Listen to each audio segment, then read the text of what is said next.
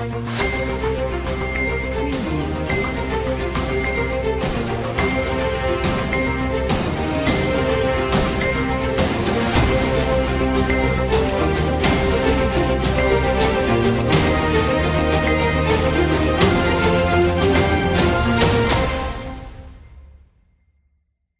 alaykum, hurmatli televizor ko'rguvchilar. Dunyo Uyg'ur qurultiyi Tor televiziyasining Uyg'ur ovoz suhbat programmasiga hammanglar xush kelibsizlar. Men riyosatchi Iftixor Abdurshid.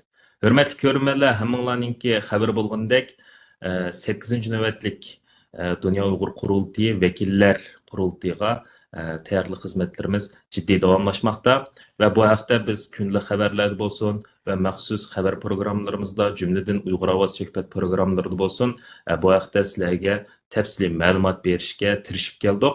6-oyninki 10-kundan boshlab rasmiy boshlangan Dunyo Uyg'ur qurultiyininki 8-navbatlik vakillar qurultiyiga vakil nomzodi bo'lish faoliyati boshlangan edi va bu 6-oyninki 30-kunigacha davom qiladi. Mana hashpashtigacha bu vaqt belgilangan muddat oxirlashganligimi bir haftadan qisqa bir vaqt qoldi. Bu jarayonda bu xizmat tayyorliklari qaysi tariqada ketyotidi, buni biz texim tafsili bilish uchun va shuning bilan birga bizningki qarindoshlarimizninki bu jarayonda diqqat qilish tegishlik ishlar haqida texim tafsili ma'lumotga ega bo'lish uchun bugun Dunyo Uyg'ur qurultiyining ijroiya komitetininki muavin raisi va o'xshash vaqtda 8-navbatlik Dunyo Uyg'ur qurultiyininki tayyorlik komitetining vakillar komissiyoni mas'uli Turg'unjon Alovdin hojimni suhbat programmasiga taklif qildik. Xush kelibsiz, hurmatli Turg'unjon Alovdin hojim. Suhbatimizni qabul qilganingiz uchun sizga minnatdorligimizni bildiramiz. Xush bulduk, rahmat. Men suhbatga chaqirganligingizga rahmat aytaman. Sizga rahmat. Xo'sh, old bilan so'raydigan savolim bo'lsa, bu vakillar komissiyonininki mas'ul sifatingiz bilan bu qatimliq, ya'ni 6-oyning 10-kunidan 30-kunigacha vakillarning tizimlash jarayonida siz mas'ul bo'lganligingiz uchun sizdan so'ray dedim. Tayyorliklar qaysi tariqada ketyotidi? Bu haqda bir tafsili ma'lumot berib o'tgan bo'lsangiz. Bo'ldi, rahmat. 8-navbatlik Dunyo Uyg'ur qurultiyi umumiy vakillar qurultiyining tayyorlik xizmatlari nihoyat yaxshi ishlayotdi. Oldi bilan deganimizdek biz Dunyo qurultiyi 8-navbatlik qurultay tayyorlik komiteti qurilib, oldi bilan shu vakillar komissiyoni xizmatini boshlagan. 6-oyning 10-kunidan boshlagandik. Ya'ni 6-oyning 10-kunidan boshlab butun dunyoga e'lon qilindi. Har qanday bir Sharq Turkistonlik Uyg'ur va boshqa qarindosh millatlar shu Dunyo qurultiyining 8-navbatlik umumiy vakillar qurultiyiga vakil bo'lish uchun iltimos qilish boshlandi deb chaqirgandik. Degandek bu jarayonda xalqimizning qizg'inligi bek yuqori, vakil bo'lish iltimosi topshirganlar nihoyat ko'p. Degandek bu Dunyo qurultiyi hozirgacha nihoyat demokratik usulda, ya'ni xalqaro saviyada saylam beryotdi. Bu qatimmo shu shaklda xalqimizning shu Dunyo qurultiyi vakil bo'lish haqida e'lon qilgan shartlarni, ya'ni 15 turlik shartni hazırlagan har qanday kishi, har qanday Uyg'ur va qarindosh millatlardan bo'lgan Sharq Turkistonliklar bu Dunyo qurultiyiga vakil bo'lishga iltimos qila oladi deb e'lon qilgan. Hozirgacha nurg'un davlatlardan, ya'ni Uyg'urlar o'ltiraqlashib yashayotgan davlatlardan nurg'unlagan kishilar vakillikka iltimos qildi va hozirgacha yana har kundagidek iltimos qilyotdi. Bu vaqtma hozir oz qoldi. Mana bugun 24-chisla, 6-oyning 24-i. Ya'ni demak 6 kun qoldi. 6 kun ichida iltimos qilganlarning iltimosi qabul qilindi. Uningdan keyin qolsa 30-lardan keyin qolganlarning qabul qilinmaydi. Chunki biz davlat quraymiz deydi ekanmiz. Davlatning bu parlamenti shaklda xizmat qilayotgan bu dunyoviy qurultiyi, bu qurultayga vakil bo'lgan kishilar bu shu belgilangan vaqtga rioya qiladigan kishilar bo'lishi kerak va qurultaymi buni e'lon qilgan ekan, albatta shu muddat ichida kishilarning iltimosi qabul qilinadi. Undan keyin qolib qolsa bu iltimos qabul qilinmaydi. Yani bu yerda xalqimizga shuni chaqiriq qilamizki, xalqimiz bu yerda bu demokratik haqqini ishiltish kerak albatta. Davlat quraymiz deydiganmiz, oldi bilan davlatning qurilmasining qanday bo'lganligi, davlatning qaysi shaklda vujudga chiqadiganligi buni o'rganish kerak. Yani vatanni albatta qon kechib jon berib turib ozod qilamiz. Ozod bo'lgandan keyin bu davlat apparatlarini qaysi shaklda quraymiz deganga umumiy xalq ovoz berdi. Xalqning ovozi bilan anandan keyin iqtidorga kelganlar, hokimiyat ustiga chiqqanlar, bular anandan keyin shu davlatni boshqardi. Shuning uchun xalqimiz hozirdan boshlab bu demokratik haqqini ishiltishni bilish kerak va uni o'rganish kerak. Shunday qilgan vaqtida davlatni qurib, davlatni taraqqiy qildirib, xalqimizni farovon, rahat-parag'at shaklda yashata olamiz. Shuning uchun xalqimiz bu fursatni g'animat bilish kerak. Bu hozir oldimizda 6 kun, bir haftadan az vaqt qoldi. Bu vaqtda, bu vaqt ichida iltimos qilmaganlar darhol iltimos qilib, bu jadvalni to'shqizsa bizga darhol keladi.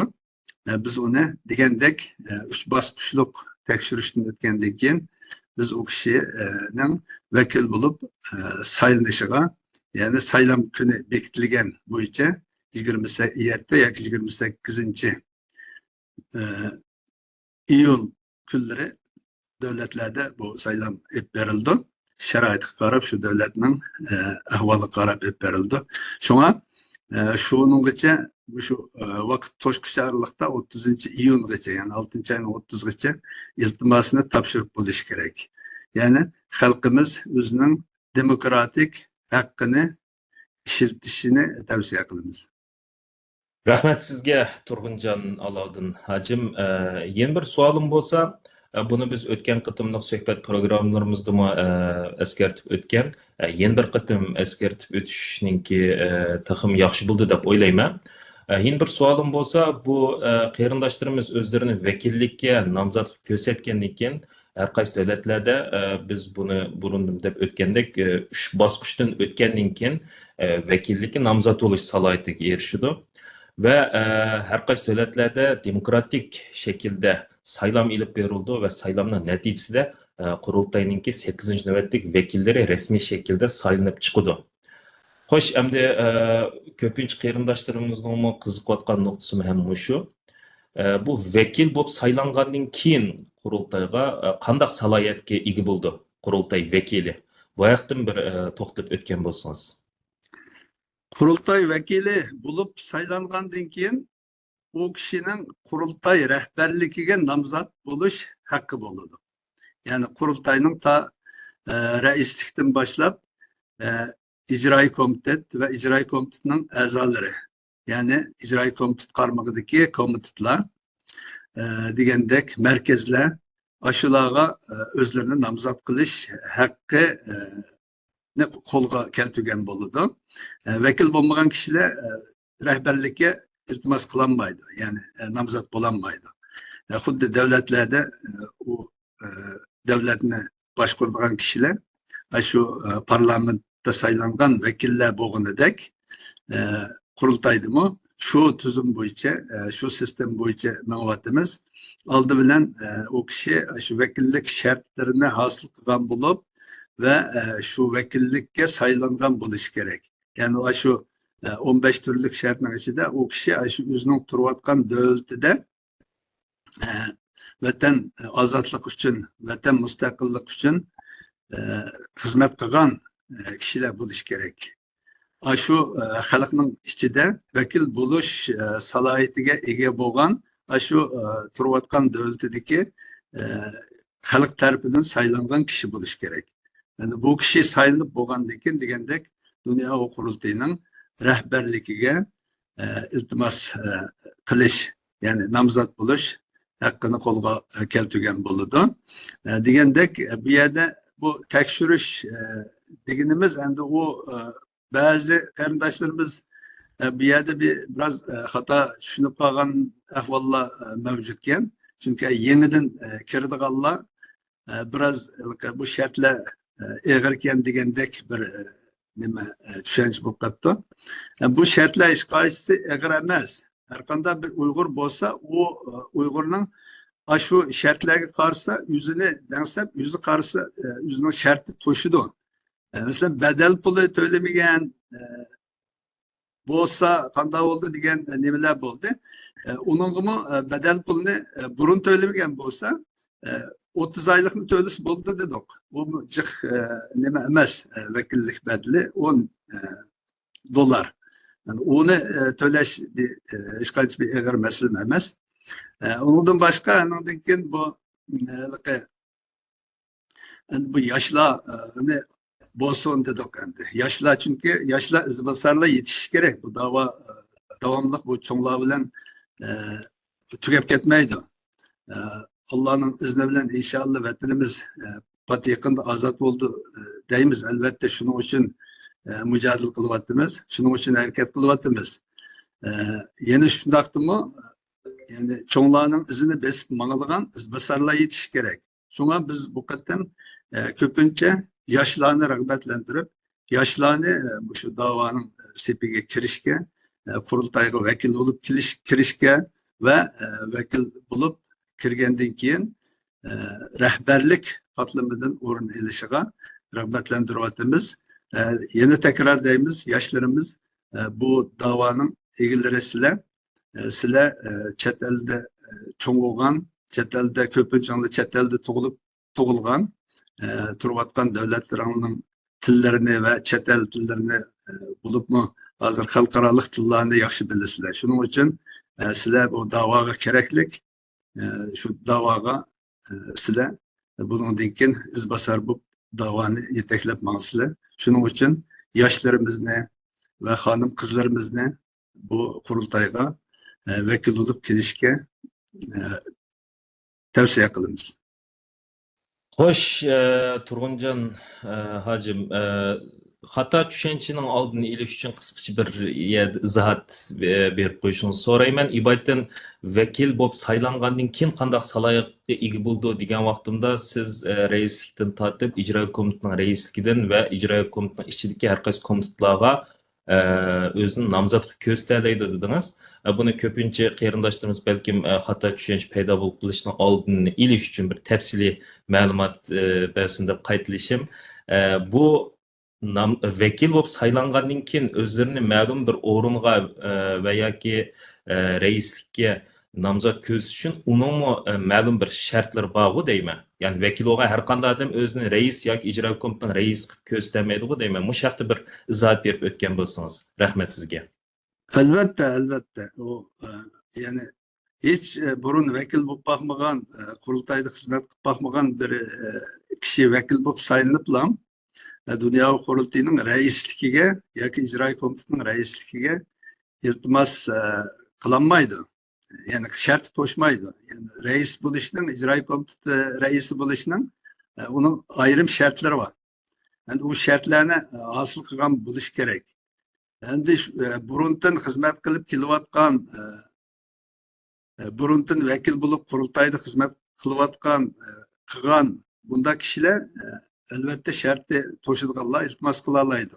Ammo degandek bu birinchi qatim vakil bo'liblam darhol raislik va ijro komiteti raisligiga iltimos qilinmaydi. Ama başka komitetlarga müdür bo'lishga, komitetlar merkezlerge müdür bo'lishga, rehberlik heyetiga kirishga iltimos qila oladi. Rahmat tafsiliy tushunchangizga. Ahırda yeni bir sualım bolsa, biz 21 iyun günü belgen günlük xabarimizde buni eskertip o'tdik. Shundaqdimi yana bir qatim eskertib qo'yishni to'g'ri topdim. Biz dastlabda vakillarga nomzod bo'lish shaklini, bu jadvalni to'ldirish shaklini elektronlik va yozma shaklda bo'ldi degandik. Keyin bu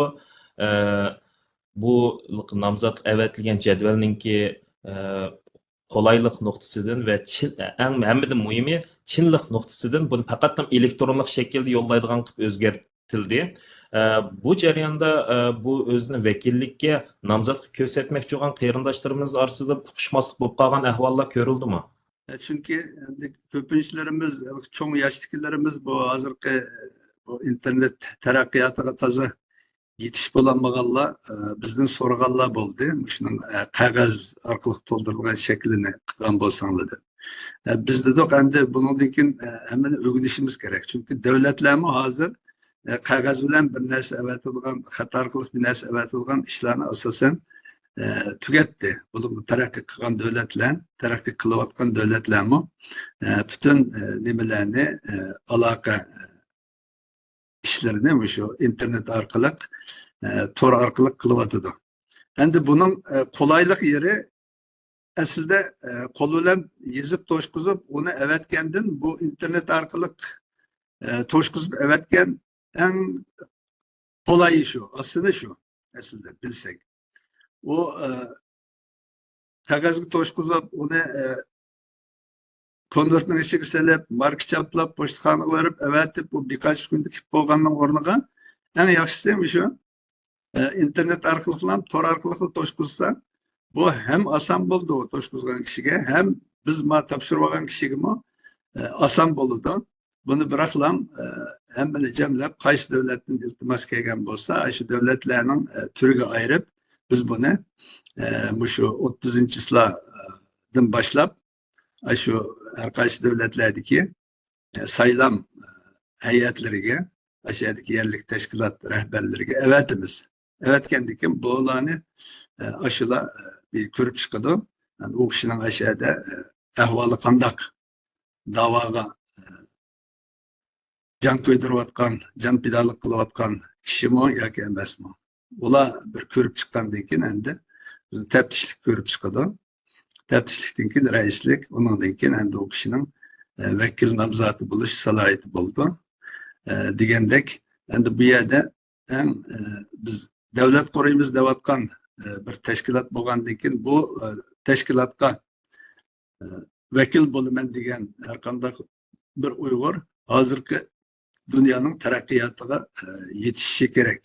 Yetisha olgan vaqtida undan keyin biz devletimizni qurollaymiz ve devletimizni quribmi zamonaviy shaklda taraqqiy qilgan davlat qilib qurib chiqalaymiz. Shuning uchun hech qanday bir qiyinchilik his qilmasdan buni bu jadvalni to'shqizish kerak. Nayte 10 minut vaqt ketadi. 10 minutda to'ldirib avat qilib oladi.